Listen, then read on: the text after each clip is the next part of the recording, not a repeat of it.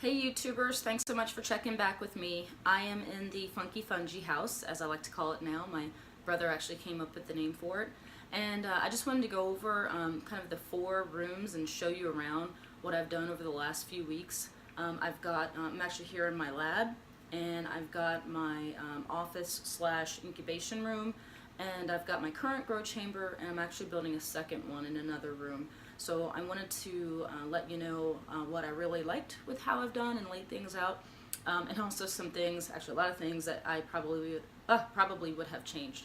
So if you want to hear about that and maybe apply it to your own grow, just keep on watching.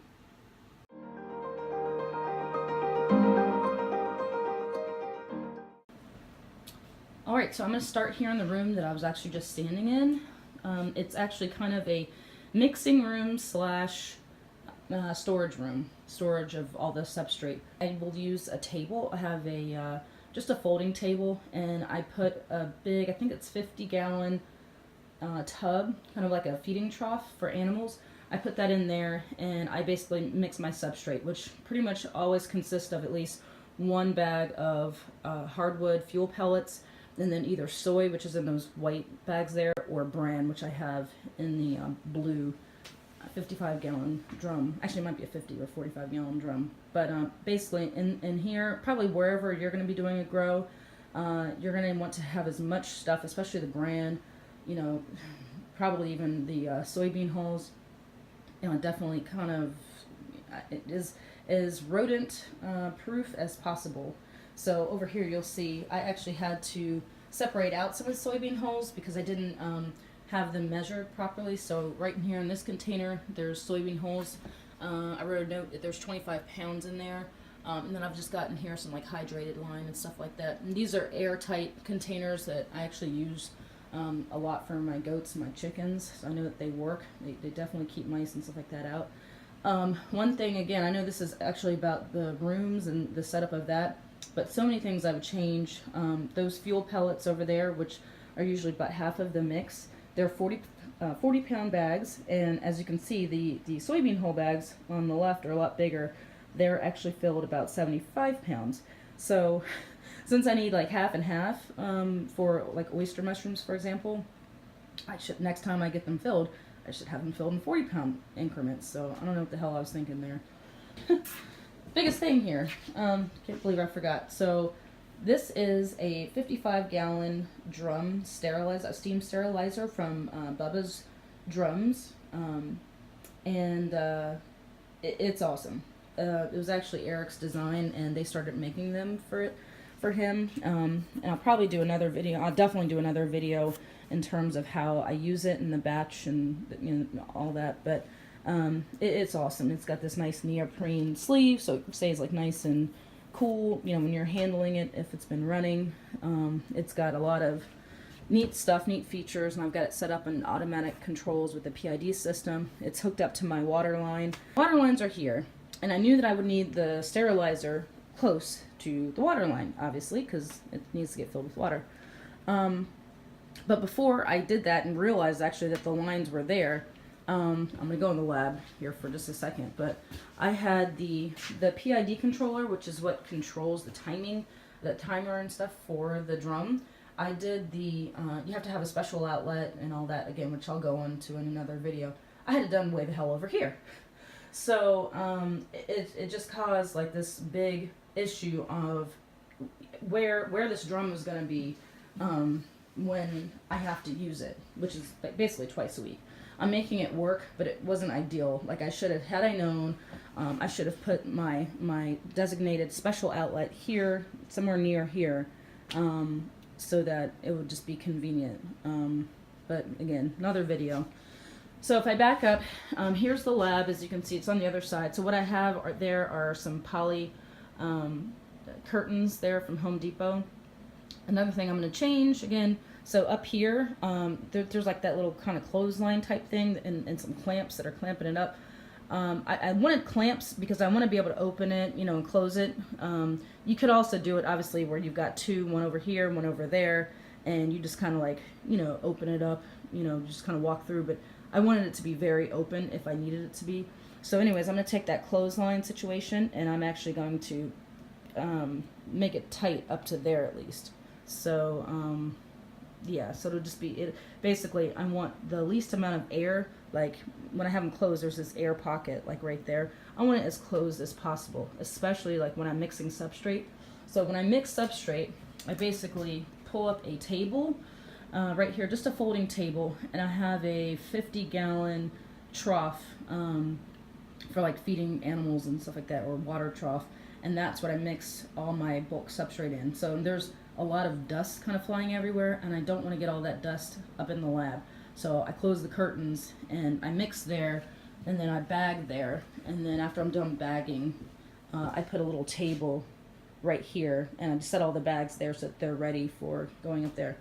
These bags right here, just pretend like you don't even notice that they're there. They're not spent blocks. They're not blocks that are going to be inoculated. They're just blocks that have to go in the trash, unfortunately, because I had a little incident with my steam sterilizer. So I really love this table. So this is a 30-inch deep by 8 feet wide, 8 feet long stainless steel table, which I freaking love. I wanted to get one used. I just couldn't find one used in my area, or eBay at the time for that matter. Not in this size. And the reason I wanted it 8 feet long, this is one thing that I definitely know I did right. I got the right length because I've heard over and over from other mushroom growers that they wish that they had more space. So I really like this setup of where I put the drum. I don't like where I put the outlet for the drum, but like the powering supply for that PID there. But I like where I've put the drum itself really close to my table, because when I'm done with the bags, bagging like everything, put the substrate in and it's ready to go in the sterilizer, I want my table to be like right here, piling the bags up on the table, so then I can just immediately go into putting them into the sterilizer, which I think is really, really, really cool. So yeah, that's pretty much it for this room. Okay, this next room is kind of a hodgepodge, but this was supposed to just be an office, but then as I'm like growing, apparently quicker than I planned, God, my desk looks a mess, but anyways, it's turning into this part. It's not an office, it's just a desk, and that might have to go eventually as well.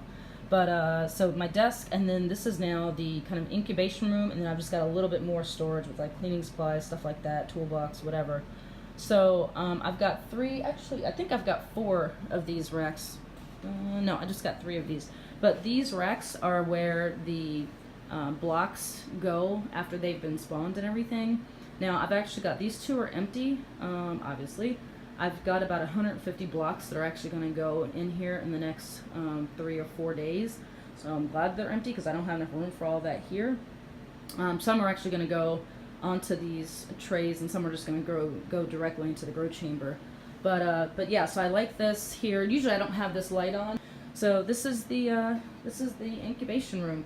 Oh, one last thing. So I have all of these on, well, with the exception of these, and actually I just got casters in today to put those on. But I have them all on casters because basically what I do is once the blocks have come out of the sterilizer, I actually just roll, so I'll roll out, whole one of these, or if it's halfway filled up, I'll roll it back. I'll roll it into the lab there, and yeah, I'll just take it straight from the lab and put them on there and roll the cart back out. Because what you don't want to be doing is, if you've got 40 pounds, so my sterilizer will fill about 40 blocks. So, I don't want to be carrying back and forth, even though these rooms are close, I don't want to be carrying 40 bags back and forth. I'll just put them on the cart, roll the cart out, and then it's going to sit there for 2 weeks, 3 weeks, 4 to 5 weeks if it's shiitake or something like that. And that works pretty good. Alright, so the next room here this is where the incubation room kind of used to be, and again, there's like hardly any light in here, but the second grow chamber is actually going to go in here. I'm actually making I'm putting up the tent now, and I'm using the same thing. I'm using the hydroponic tent as in the other grow room, and I'll go over that and show you. That's the last thing to show you, but I'm really hoping that I don't regret this, but so far the hydroponic tent has been working well with one major incident, but it was a learning lesson. Hopefully it doesn't happen again. But yeah, this one is going to be 8 by 4 by I think 8 feet tall, and so it's smaller. The other one is a 10 by 10 by 8. So this one here is just going to hold like shiitake and king oyster mushrooms, because they need like a colder temperature than, you know, the blues. Well, some of the blues can go pretty cold, but the yellows and things like that, they need to be in a higher temperature. So so yeah, so that's going to get set up there, and of course I'll keep you updated. So the last room is my grow chamber, and I think the last time I did a video, I did not have this work tub.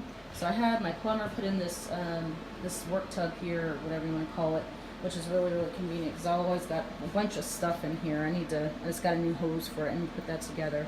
Shop vac, all that kind of stuff. So a lot of my cleaning stuff is in here. So, all right, let's go ahead and go into this grow chamber.